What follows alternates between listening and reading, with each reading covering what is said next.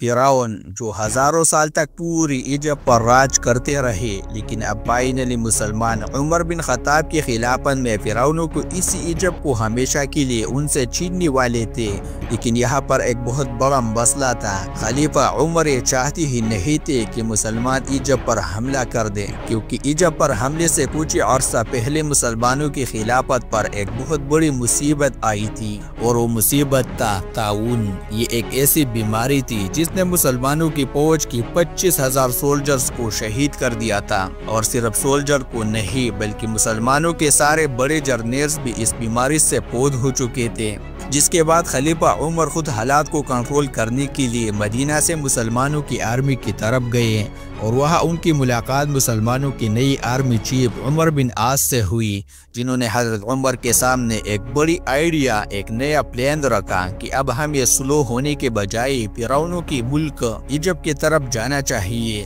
لیکن حضرت عمر رضی اللہ تعالیٰ عنہ اس بارے میں تھوڑا سا کنفیوژن میں تھے، کیونکہ ابھی ہماری اتنی بڑی فوج اس بیماری سے شہید ہو چکی ہے، اور بالکل ایک ہی چھوٹی سے فوج کے ساتھ ایجپٹ کو فتح کرنا بہت ہی مشکل ہوگا۔ اور حضرت عمر رضی اللہ تعالیٰ عنہ کی اس بات کا بھی خطرہ تھا کہ ایسا نہ ہو کہ مسلمانوں کی فوج ایجپٹ کی طرف چلے جائے اور پیچھے سے ان پر برجم امپائر حملہ کر دے۔ لیکن آرمی چیف عمر بن عاص اس سب کے بعد بھی حضرت عمر رضی اللہ تعالیٰ عنہ کے سامنے اپنے پلان پر مضبوطی سے کھڑے رہے کہ نہیں، ہمیں ایجپٹ کی طرف ہر حال میں جانا چاہیں گے، کیونکہ عمر بن عاص اسلام لانے سے پہلے مکہ کے ایک بہت بڑے ریچ بزنس مین تھے، اور اپنے بزنس کی وجہ سے ان کا بار بار ایجپٹ کی طرف آنا جانا ہوتا رہتا تھا۔ تو اب انہیں اس بات کا بہت اچھی طرح پتا تھا کہ ایجپٹ کے لوگ مسلمانوں کے سامنے کبھی کھڑے نہیں ہو سکتے۔ آخر ان کے بار بار کہنے پر حضرت عمر رضی اللہ تعالیٰ عنہ نے اس کی بات مان لی اور انہیں ایجپٹ پر حملے کی اجازت دے دی، لیکن ایک شرط پر کہ چلو تم ایجپٹ کی طرف روانہ تو ہو جاؤ، لیکن اگر میرا ارادہ بدل گیا تو تمہیں اپنی پوری فوج کے ساتھ واپس آنا ہوگا۔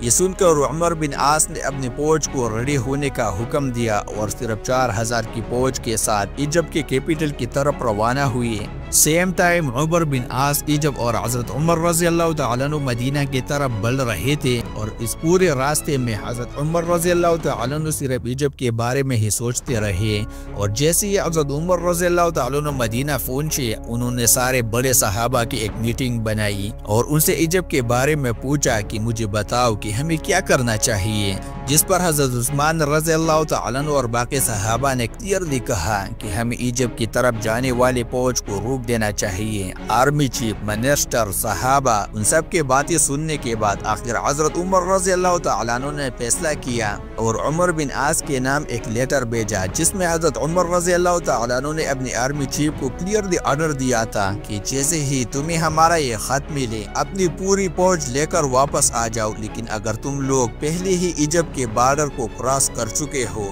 تو پھر اللہ کا نام لو اور آگے بڑھو۔ جیسے حضرت عمر رضی اللہ تعالیٰ عنہ کا یہ میسنجر عمر بن عاص تک پہنچا، مسلمان پہلے ہی ایجپٹ کے بارڈر کو کراس کر چکے تھے، اور اسی کے ساتھ عمر بن عاص مسلمانوں کی پوری فوج کو لے کر بہت تیزی سے آگے بڑھنے لگے، اور سارے علاقے فتح کرتے ہوئے فائنلی ایجپٹ کے کیپٹل کے سامنے جنگ کے لیے ریڈی کھڑے ہو گئے، جسے آج کائرو کہا جاتا ہے۔ اور یہ کوئی عام سٹی نہیں تھی، بلکہ اس زمانے کی دنیا کے سب سے پاورفل سینٹر میں سے تھے، جس پر پچھلے 600 سال تک رومن امپائر کا راج تھا، اور کوئی بھی اس سے یہ سٹی نہیں چھین سکا تھا۔ مسلمانوں کی فوج نے سیدھا آ کر اس سٹی کے سامنے اپنے ٹینٹس لگائے اور جنگ کے لیے بالکل ریڈی ہوئے، جسے دیکھ کر رومنز نے بھی اپنی پوری فوج کو مسلمانوں کے سامنے کھڑا کی، جس میں بچے، عورتیں، بوڑھے سب شامل تھے، تاکہ یہ کرنے سے مسلمانوں کی دلوں میں ان کا خوف بیٹھ جائے۔ لیکن وہ کس کو ڈرا رہے تھے؟ مسلمانوں کو۔ عمر بن عاص نے ان کی اتنی بڑی فوج دیکھ کر اپنا ایک میسنجر ان کے پاس بھیجا اور اسے اچھی طرح سمجھایا۔ اس میسنجر نے سیدھا جا کر سارے رومنز کے سامنے کہا کہ تم لوگ جانتے بھی ہو ہم کون ہیں، ہم نے ابھی بھی تمہارا بادشاہ ہیرکل کو پوری طرح ہرا دیا ہے۔ तो अब तुम हमारा क्या बिगाड़ लोगी। ये सुनकर वहाँ पर सब हैरान हो गए, लेकिन वहाँ के लीडर साइरस ने कहा कि बात तो सही है। उसके साथ उमर बिन आस ने पुल ताकत के साथ इजिप्ट के कैपिटल पर हमला कर दिया, लेकिन कोई पैदा नहीं हुआ क्योंकि सिर्फ 4000 फौज के साथ इजिप्ट का कैपिटल फतह करना इम्पॉसिबल था। इसलिए अगले 7 महीने तक मुसलमान इसी तरह इस सिटी के सामने अपने कैंप्स में बैठे रहे और आखिर आर्मी चीफ उमर बिन आस को भी समझ आ गई कि अब वक्त आ चुका है कि मदीना में खलीफा उमर से मदद मांगी जाए। हजरत उमर को इस बात का पहले ही से पता था कि उमर बिन आस इजिप्ट को बहुत ही लाइटली ले रहा है और इसे जरूर ज्यादा फौज की जरूरत पड़ेगी, तो उन्होंने फौरन 12,000 की फौज इजिप्ट की तरफ रवाना की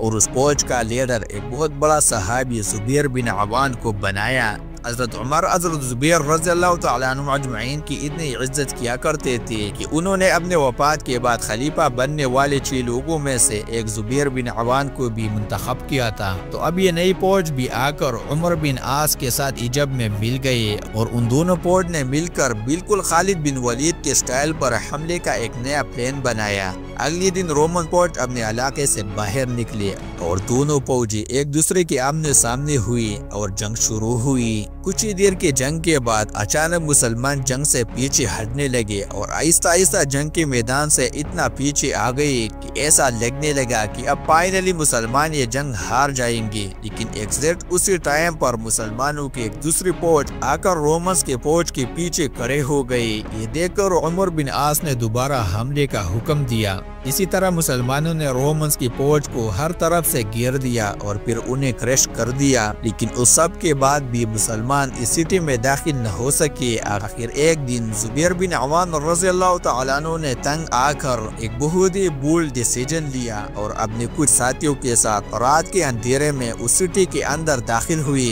और सीधा जाकर मुसलमानों के लिए मेन गेट खोल दी। ये देखकर मुसलमानों की पूरी फौज इजिप्ट के कैपिटल में एंटर हुई और उस सिटी को पता करके यहाँ के गवर्नर को ढूंढने लगे। गवर्नर पहले ही ये सिटी को छोड़कर इजिप्ट के सबसे पावरफुल सिटी अलेक्जेंड्रिया की तरफ भाग चुका था। अब गवर्नर भाग तो गया था, लेकिन उसके दिल में मुसलमानों का इतना खौफ बैठ चुका था कि उसने यहाँ से भागते ही मुसलमानों की तरफ एक लेटर भेजा कि अब और बस, मैं पूरी इजिप्ट को हज़रत उमर रज़ियल्लाहु तआला अन्हु के सामने सरेंडर करने के लिए तैयार हूँ। उमर बिन आस ने गवर्नर को इस रिक्वेस्ट को बिल्कुल रिजेक्ट कर दी क्योंकि उन्हें पता था कि मुसलमानों की जंग इस गवर्नर से नहीं बल्कि रोमन एम्पायर्स के बादशाह से है। आर्मी चीफ उमर बिन आस ने इजिप्ट के सरेंडर की ऑफर एक्सेप्ट तो कर ली, लेकिन जब रोमन एम्पायर्स के बादशाह हेरेक्लस को अपने गवर्नर की इस सरेंडर का पता चला तो उसे गवर्नर की इस बुज़दिली पर बहुत गुस्सा आया कि उसकी औकात क्या है कि उसने मुझे पूछे बगैर इजिप्ट को सरेंडर कर दिया। जिसके बाद उसने सारे रोमन फौज को मैसेज दिया कि गवर्नर की बातों को छोड़ो और मुसलमानों के साथ आखिरी जंग के लिए तैयार हो जाओ। मुसलमानों की आर्मी चीफ उमर बिन आस को भी समझ आ गए कि अब रोमन एम्पायर्स का बादशाह आखिरी दम तक लड़ने के लिए तैयार है, तो उन्होंने भी अपने आर्मी चीफ को अलेक्जेंड्रिया की तरफ जाने का हुक्म दी। रोमन्स के कुछ ही अर्सा बाद मुसलमान भी उस सिटी के पास पहुंच गए और इस सिटी को देखकर बिल्कुल हैरान रह गए क्योंकि अलेक्जेंडर द ग्रेट के नाम पर बनी एक बहुत बड़ी सिटी थी और हजरत उमर ने अपनी पूरी खिलाफत में उससे बड़ी सिटी पर कभी भी हमला नहीं किया था, जो डेमेस्टिक और मदियन जैसे सिटी से भी बहुत बड़ी थी। मुसलमानों ने यहाँ पहुंचकर उस सिटी को पता करने की बहुत कोशिश की, लेकिन मुसलमानों की सारी कोशिश बिल्कुल फेल होते रहे और अगले 6 महीने तक मुसलमान उस सिटी के दरवाजों के सामने बिल्कुल बेबस बैठे रहे। और मुसलमानों की मराल को तोड़ने के लिए रोमन बादशाह ने अपने एक बहुत बड़ी फौज मुसलमानों के साथ जंग के लिए तैयार की और फाइनली ये लग रहा था कि खलीफा उमर कभी भी इजिप्ट को फतह नहीं कर पाएगी और मुसलमानों की फौज यहाँ से मायूस होकर वापस चली जाएगी। लेकिन अचानक यहाँ पर एक बहुत बड़ा हादसा हुआ। रोमन एम्पायर का आखिरी पावरफुल बादशाह हेरेक्लस 30 साल की हुकूमत के बाद मर गया, जिसके बाद उसके जवान बेटे ने आकर अपने बाप का तख्त संभाला। उस यंग बादशाह से रोमन एम्पायर की बहुत उम्मीदें थी कि ये जरूर मुसलमानों से हमारी कुई हुई ताकत को छीनेगा, लेकिन सिर्फ कुछ ही दिन तख्त पर रहने के बाद उस बादशाह की सुतीली माँ ने उसे मार दिया और अपने बेटे को रोमन एम्पायर्स के तख्त पर बैठाया। लेकिन ये देखकर रोमन एम्पायर्स के जनरल्स और आवाम को बहुत सख्त गुस्सा आया, जिसके बाद यहाँ पर रोमन एम्पायर्स में एक बहुत बड़ी सिविल वॉर स्टार्ट हुई, जिसके बाद वो फौज जिसे हेरेक्लस ने मुसलमानों से लड़ने के लिए भेजा था उसे मजबूरन वापस जाना पड़ा। ये सिविल वॉर इतनी बड़ी थी कि बस सब ही एक दूसरे को मारने लगे। लेकिन जब हालात पूरे कंट्रोल हुए तो रोमन एम्पायर्स के तख्त पर एक नया बादशाह बैठा हुआ था। लेकिन मसला ये था कि उस नए बादशाह की एज सिर्फ और सिर्फ 11 साल थी। जब एक 11 साल का लड़का खलीफा उमर के सामने खड़ा होगा तो उसके साथ क्या होगा। खलीफा उमर रज़ी अल्लाह तआला अन्हु मदीना से रोमन एम्पायर की सिविल वॉर को बहुत गौर से देख रहे थे और उन्हें समझ आ चुके थे कि इजिप्ट को फतह करने का यही बेस्ट टाइम है। तो उन्होंने फौरन मदीना में एक लेटर लिखा और अपने मैसेंजर को ऑर्डर दिया कि फुल स्पीड से लेटर इजिप्ट में आर्मी चीफ उमर बिन आस तक पहुंचाओ। ये मैसेंजर दिन रात एक करके बहुत तेजी से इजिप्ट पहुंचा। जैसे ही उमर बिन आस ने लेटर खोला उसमें हजरत उमर ने क्लियरली ऑर्डर दिया था कि उमर फौरन मुसलमानों की पूरी फौज को एक जगह जमा करके मेरा ये लेटर उन सब के सामने पढ़कर सुनाओ। आर्मी चीफ उमर बिन आस ने बिल्कुल ऐसा ही किया और मुसलमानों की पूरी फौज को जमा करके उनके सामने हजरत उमर रज़ी अल्लाह तआला अन्हु का ये लेटर खोला और कहा, ए मुसलमानों, तुम्हें क्या हो गया है? तुम पिछले 2 साल से लड़ रहे हो और अब तक इजिप्ट पता नहीं कर सके। मुझे इस बात का खतरा है कि तुम रसूलुल्लाह सल्लल्लाहु अलैहि वसल्लम और कुरान के बताए हुए तरीकों को भूल चुके हो और बिल्कुल हमारे दुश्मन की तरह दुनिया की मोहब्बत में खो चुके हो। याद रखना, अल्लाह इस कौम की मदद कभी भी नहीं करता। अब तो मैं तुम्हारे दिलों को मजबूत करने के लिए तुम्हारी तरफ एक नई फौज भेज रहा हूँ। तो अब अपनी उन पुरानी हरकतों से बाज आओ और उठो, अपने गोलों को ठीक करो, अपनी तलवारें निकालो और रोमन से एक आखिर जंग लड़ने के लिए तैयार हो जाए। बाकी मुसलमान इजिप्ट को हमेशा हमेशा के लिए इस्लाम के कंट्रोल में ला सकते हैं। हजरत उमर की इस लेटर को पढ़ने के बाद मुसलमानों की फौज का जज्बा इतना बड़ा कि उन्होंने अपनी तलवारें उठाई और अलेक्जेंड्रिया की सिटी पर ऐसा हमला कर दिया कि रोमन इस हमले के सामने बिल्कुल बेबस हो गए और अपनी दीवारें गेट्स टावर्स को छोड़कर हर तरफ भागने लगे और मुसलमान फाइनली उस सिटी में दाखिल हुए।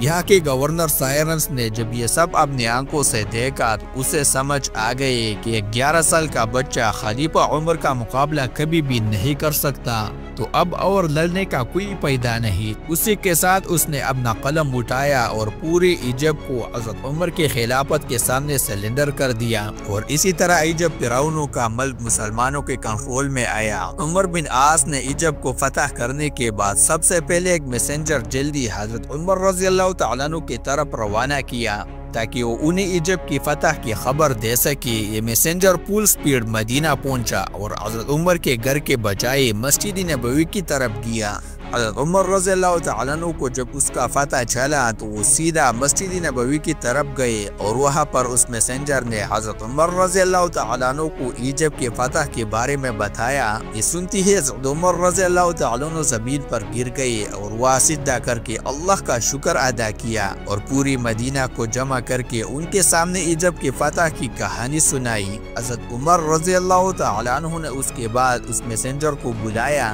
तुम मेरे घर के बजाय मस्जिद नबवी की तरफ क्यों गए? उस मैसेंजर ने कहा कि मुझे लगा आप सो रहे होंगे। तो हजरत उमर रज़ी अल्लाह तआला अन्हु ने उसका जवाब दिया कि अगर खलीफा दिन को सोएगा तो इतनी बड़ी खिलाफत कौन चलाएगा। उमर बिन आस के हाथों में इजिप्ट के साथ साथ एक और बहुत ही जबरदस्त ताकत आई, रोमन नेवी, क्योंकि यहाँ पर रोमन एम्पायर का सबसे बड़ा पोर्ट था। तो आर्मी चीफ उमर बिन आस ने फौरन खलीफा से उनकी इजाजत मांगी कि अब वक्त आ चुका है कि मुसलमान अपनी पहली नेवी बनाए। लेकिन हजरत उमर ने ऐसा करने से इनकार कर दिया, क्योंकि अगर ये देखा जाए अरब हमेशा ही डेजर्ट में ही रहे थे और उन्हें समंदर और किश्तियों का कोई एक्सपीरियंस नहीं था और उनके मुकाबले में रोमन उसके चैंपियन थे। तो हजरत उमर को पता था कि हो सकता है कि समंदर में हम रोमन्स का मुकाबला न कर पाए और हमारी सारी फौज डूब जाए। तो उमर बिन आस नेवी का आइडिया छोड़कर अफ्रीका की तरफ बढ़े और बहुत तेजी से लीबिया, ट्यूनीसिया बल्कि अल्जीरिया तक पहुंचे।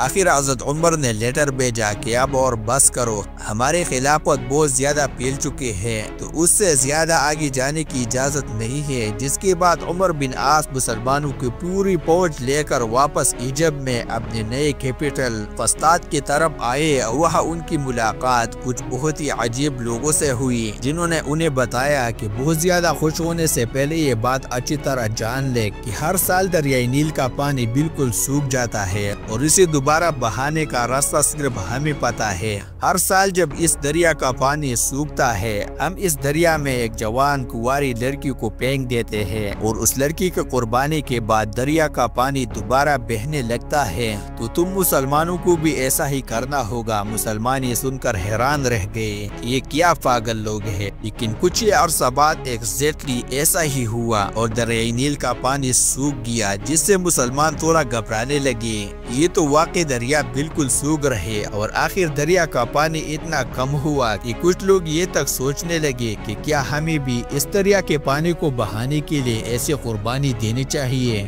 یہ سب دیکھ کر آخر عمر بن عاص نے حضرت عمر رضی اللہ تعالیٰ عنہ کی طرف لیٹر بھیجا کہ اب آپ ہی فیصلہ کریں ہمیں کیا کرنا چاہیے۔ حضرت عمر نے یہ لیٹر پڑھتے ہی کہا، ہم تو اس دنیا میں آئے ہی اس لیے ہے کہ دنیا کی ان پرانے سارے رواجوں کو توڑ دے۔ تو فوراً حضرت عمر رضی اللہ تعالیٰ عنہ نے ایک چٹھی بھیجی اور کہا کہ اس چٹھی کو دریائے نیل میں ڈال دیا جائے، جس میں لکھا تھا، اے نیل کی پانی، اگر تم آج تک ہزاروں سال سے اپنی مرضی سے بہتا ہے، ہمیں تیرا کوئی ضرورت نہیں، لیکن اگر تو اللہ کی مرضی سے بہتا ہے تو ہم اسی اللہ سے دعا کرتے ہیں کہ وہ تیرا پانی دوبارہ جاری کر دے۔ جس کی کچھ عرصے بعد دریائے نیل کا پانی پہلے سے بھی زیادہ بہنے لگا۔ اسی طرح حضرت عمر رضی اللہ تعالیٰ عنہ صرف ایک بادشاہ نہیں بلکہ پوری دنیا کے سامنے ایک نیا نظام رکھ رہے تھے، اور ان کی دور میں انصاف کا ایسا نظام تھا۔ ایک دن آرمی چیف عمر بن عاص کے اپنے بیٹے نے ایجپٹ پتہ ہونے کے بعد ایک عام ایجپشن کو ایک چھوٹی سے بات پر ڈنڈوں سے مارا اور یہ دکھانے کی کوشش کی کہ اب ہم تمہارے بادشاہ ہیں اور تم ہمارے غلام۔ یہ ایجپشن اسے وہاں تو کچھ نہیں کہہ سکا، لیکن اس نے ہمیشہ سے حضرت عمر کی انصاف کے بارے میں بہت سنا تھا۔ وہ سیدھا ایجپٹ سے مدینہ کی طرف گیا اور جا کر حضرت عمر رضی اللہ تعالیٰ عنہ کے سامنے اپنے اوپر ہوئے ظلم کی شکایت کی۔ یہ سن کر حضرت عمر رضی اللہ تعالیٰ عنہ کو بہت دکھ ہوا اور انہوں نے اس ایجپشن کو کہا کہ تم یہی بیٹھو، اور فوراً ایک لیٹر گورنر عمر بن عاص کی طرف بھیجا اور اسے حکم دیا کہ اپنے بیٹے محمد بن عمر کو لے کر مدینہ کی طرف آؤ۔ جیسے یہ دونوں باپ بیٹا مدینہ پہنچے تو انہوں نے دیکھا کہ حضرت عمر رضی اللہ تعالیٰ عنہ کے ساتھ سب بیٹھے ہوئے ہیں اور وہ ایجپشن بھی ان کے ساتھ ہے۔ خلیفہ عمر نے ان سب کے سامنے اس ایجپٹ کو اپنا ڈنڈا دی اور آرمی چیف عمر بن عاص کے بیٹے کو بالکل اسی طرح مارو۔ خلیفہ عمر نے ان سب کے سامنے اس ایجپشن کو اپنا ڈنڈا دی کہ آرمی چیف عمر بن عاص کے بیٹے کو بالکل اسی طرح مارو جیسے اس نے تم کو مارا تھا۔ بیٹے کو مارنے کے بعد اب خلیفہ عمر نے اس ایجپشن سے کہا، یہ ڈنڈا لے کر اس کے باپ عمر بن عاص کے سر پر بھی مارو، کیونکہ اسی بات کے پوچھ کی وجہ سے اس کے بیٹے نے تمہیں مارا تھا۔ اس ایجپشن نے عمر بن عاص کو تو نہیں مارا، لیکن حضرت عمر رضی اللہ تعالیٰ عنہ نے عمر سے کہا کہ تم کب سے لوگوں کو غلام بنانے لگے جب ان کی ماں نے انہیں آزاد پیدا کیا ہے؟ اس زبردست جسٹس کی وجہ سے اب حضرت عمر دنیا کے سب سے طاقتور ریڈر بن چکے تھے، لیکن ایجپٹ فتح کرنے کے فوراً بعد برجم امپائر کا بادشاہ ایک بہت بڑی قوت جمع کر کے مسلمانوں سے بدلہ لینے کے لیے بالکل ریڈی تھا۔